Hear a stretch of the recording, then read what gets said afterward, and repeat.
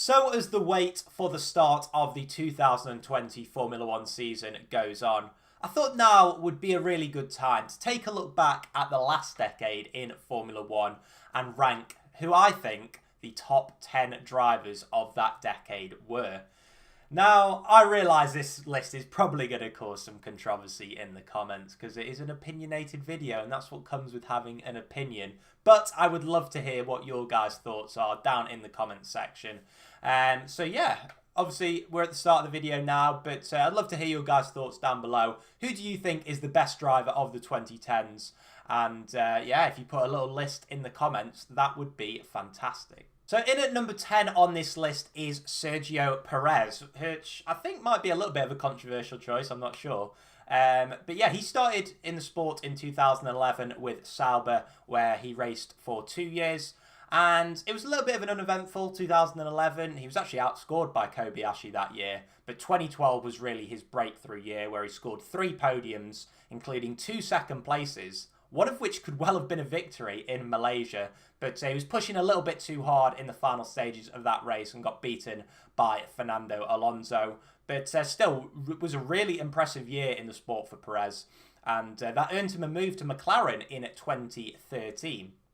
But this was a really difficult year for Perez, and he showed that he was quite a feisty racer and maybe not always a team player. So I remember the Bahrain Grand Prix of that year. He had quite a high-speed collision with Jenson Button. Fortunately for them, they were both left in the race. But yeah, it showed that Perez was willing to get his elbows out, even with his teammates, which isn't always the best thing. And I think that's the reason why he's never really landed another job at a top team. So after that 1 year at McLaren, he moved on to Force India, a team which he stayed with right through to the present day. Of course, they are now known as Racing Point. But in that first year with Force India, he scored a podium at one of the first races of the season in Bahrain. But he was outscored by Nico Hülkenberg. But yeah, Hülkenberg had been at the team previously, maybe knew it a little bit better. But then in the following couple of years where they were teammates, Perez outscored him in both seasons, 2015 and 2016, scoring another 3 podiums in the process.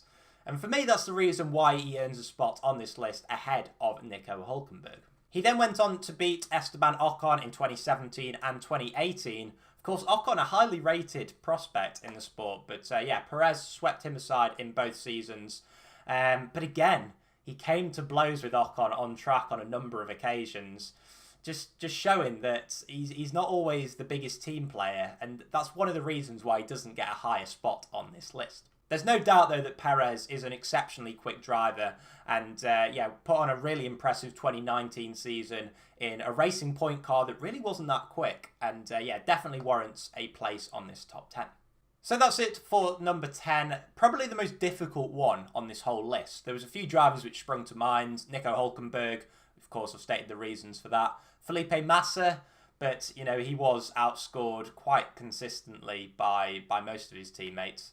And also Carlos Sainz, Robert Kubica, Charles Leclerc all had good years in the sport, but obviously haven't done it consistently through the whole decade. Next up at number 9, we have Kimi Rikknen, who didn't actually start the decade in Formula One. He was let go by Ferrari at the end of 2009 and just chose to go rallying for a couple of years before returning to the sport in 2012 with Lotus.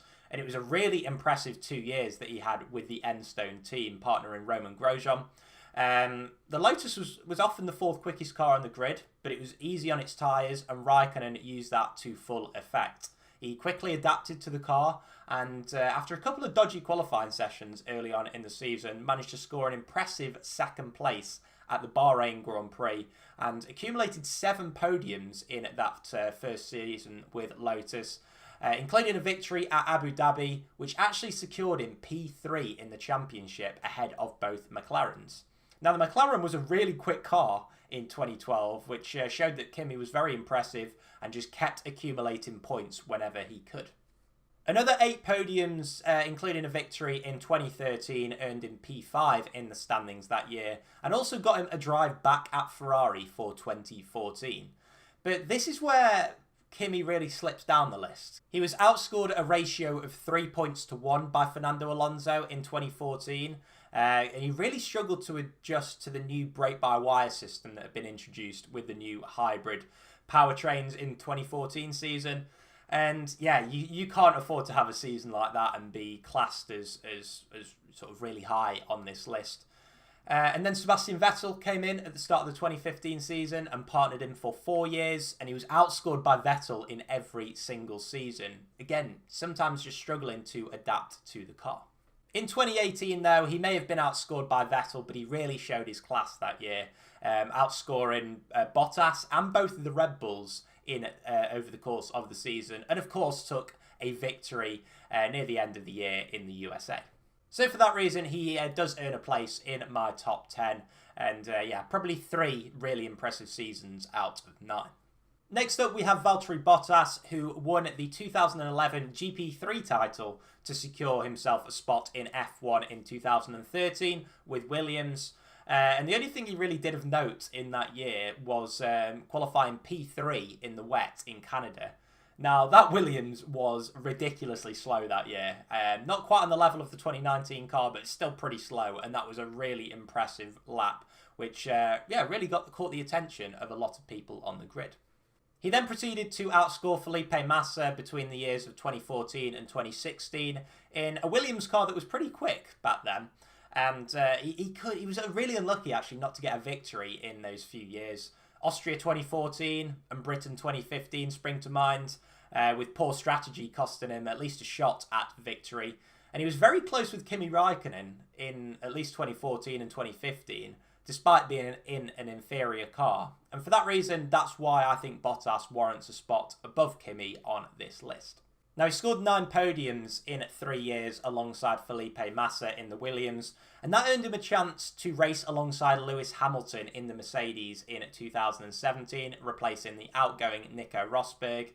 And although he hasn't been spectacular at Mercedes, he's been a real good team player, and I think a valuable asset to Mercedes. And he's allowed Mercedes to win a further 3 Constructors' Championships, including P2 in the driver's standings in 2019. Now, the reason Bottas isn't any higher than 8th is because I think the 7 drivers that I've ranked above him could have done exactly the same as what he's done at Mercedes and sort of helped them win a Constructors' title. And I think some of the drivers on this list could have pushed Hamilton a lot further to winning a World Championship.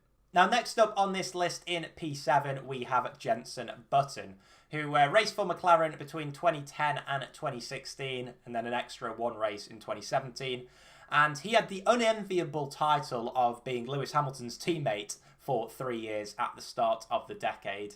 And he outscored Hamilton in 2011 quite significantly. And if you take the 3 years as a whole, Jenson actually had more points.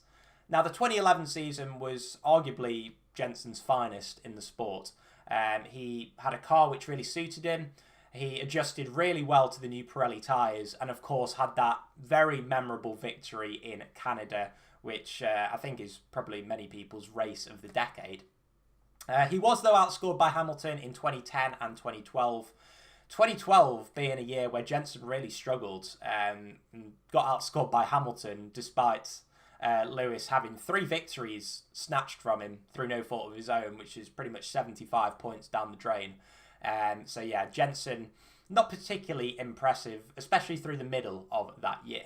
But he followed up those 3 years by convincingly beating Sergio Perez and Kevin Magnussen, which, yeah, earns himself a place ahead of Perez on this list. And then was Fernando Alonso's teammate for 2 years. He was pretty similar pace to Fernando in what was a turbulent time for McLaren Honda. But he didn't manage to score a top 5 in his time as Fernando's teammate, whereas Alonso did that on 3 occasions. So yeah, all in all, Jenson, very, very good driver, very quick on his day that could mix it with the best of them. But yeah, not quite worthy of getting any higher on this list. Next up in 6th position, we have Max Verstappen, the mercurial Dutchman who burst on to the F1 scene in 2015 with some electric pace and actually ended up picking up 2 P4 finishes in the Toro Rosso that year. He beat his rookie teammate, Carlos Sainz, obviously also a very highly rated driver, But he was still raw at that time. He made a lot of mistakes, including a notable one at Monaco, where he ran into the back of Romain Grosjean. But he did step up to the Red Bull seat the following year, partway through 2016, and he fully justified Helmut Marko's decision of dropping Daniel Kvyat by winning on debut in Spain, which of course meant that he was the youngest ever Grand Prix winner. He showed really good pace, actually, in that first year against Ricciardo, despite being only 18 years old.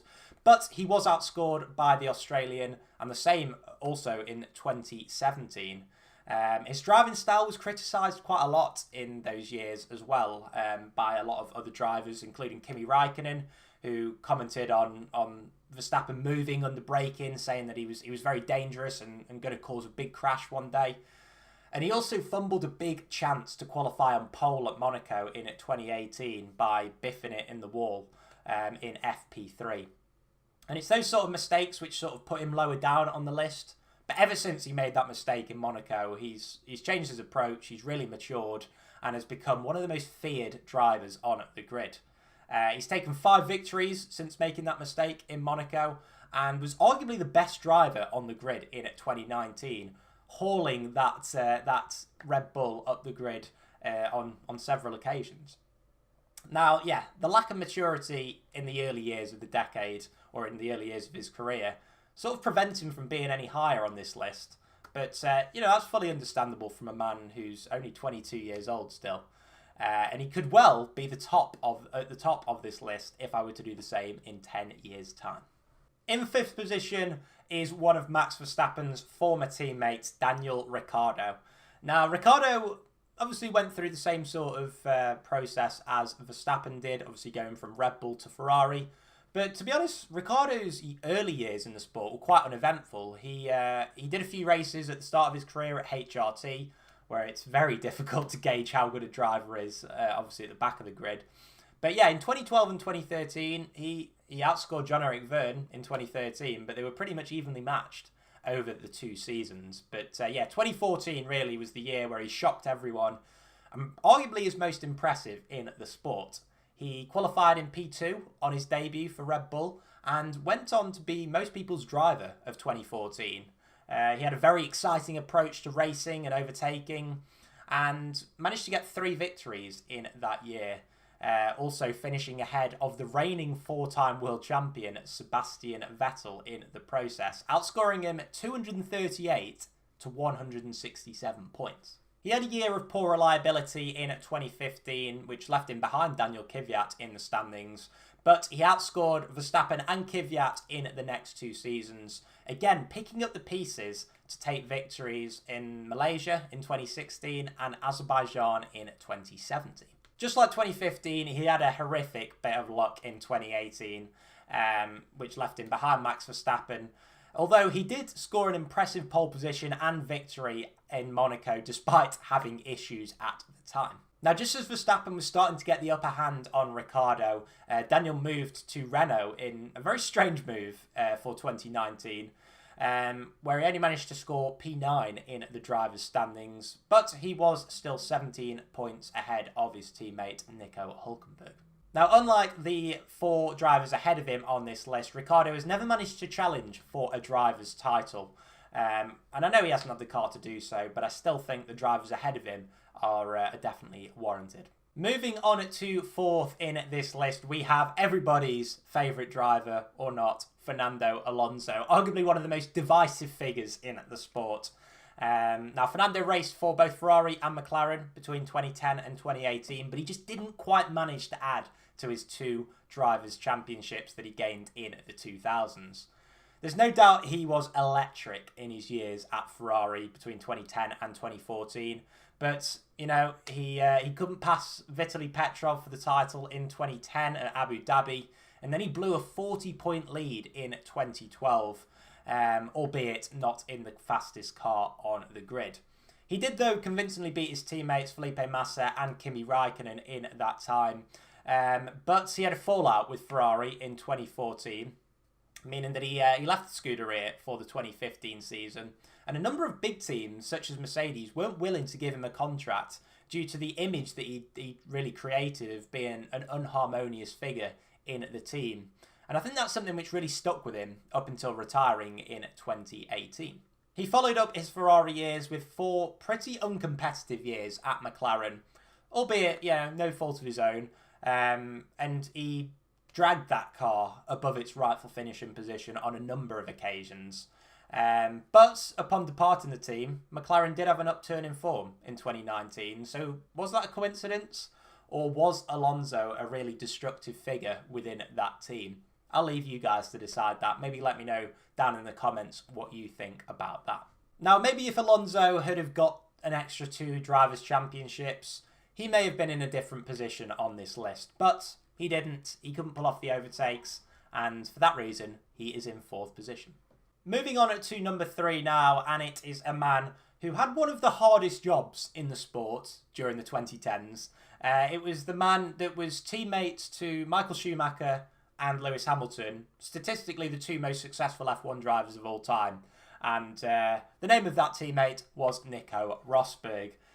He beat an ageing Michael Schumacher in all 3 seasons they were teammates, and even claimed a victory in 2012 in what was obviously a pretty crazy season. And then he became teammate to Lewis Hamilton from 2013 through to 2016, where he was involved in 3 title battles with the Brit, and created one of the most iconic F1 rivalries of all time. Now, whilst Rosberg didn't necessarily have the raw pace on Hamilton on a consistent basis, he did manage to score more pole positions than Lewis, the greatest qualifier of all time, in 2014. And he also showed what an intelligent driver he was throughout the course of the 3 title battles. Although Hamilton had more wins, poles, fastest laps, podiums, points and championships than Rosberg in their years together, the 20 wins that Rosberg scored between 2014 and 2016 did manage to earn him that elusive Drivers' Championship, which is why he gets the number 3 spot ahead of Fernando Alonso on this list. He was very measured in the final 4 races of that 2016 season, following Hamilton home in every race in what was arguably the most dominant F1 car of all time. So you could say it was easy to put himself in that position. But him and Hamilton, they had some leery moments on track, colliding on a number of occasions, but that showed that Rosberg was quick enough to be matching Lewis Hamilton, something that Bottas has really struggled to do in their 3 years as teammate.